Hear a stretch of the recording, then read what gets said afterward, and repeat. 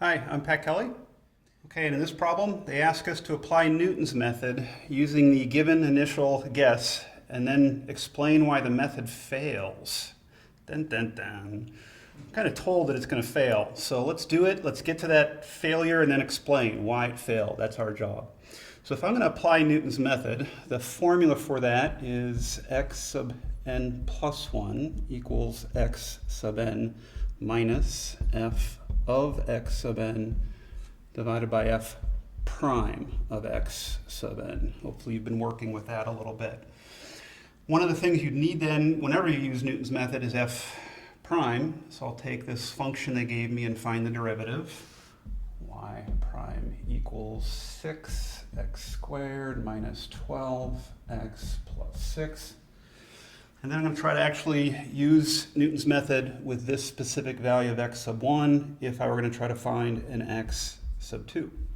Well, that would equal 1 minus f of 1 divided by f prime of 1. And evaluating those, f of 1, I'm putting a 1 in here. 2 minus 6 plus 6 minus 1, that looks like 1. F prime of 1, I'm putting a 1 in here. 6, take away 12 plus 6, that's 0. That's failure. That's 0 in the denominator. That's why Newton's method failed in this case.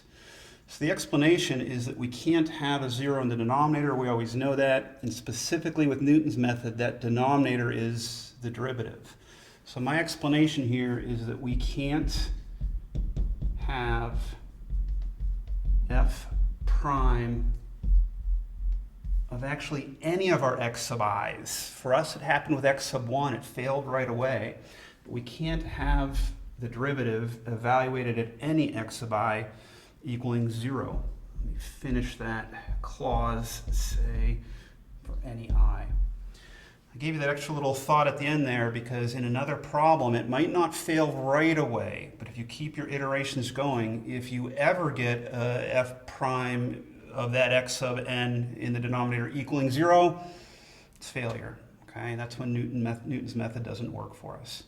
They also gave us the graphs, so I'll throw a few words at you real quickly on that too. I think the reason why you'd want to see what's going on is that at x sub 1, Newton's method always grabs the tangent line, and in order to find the next guess, the next x sub I, Newton's method asks where that tangent line crosses the x-axis. So if the slope's 0, it's a horizontal line, the tangent line, and it never crosses the x-axis. So that's the visual of why Newton's method fails in that case. Okay? All right, thanks, and I hope that helped.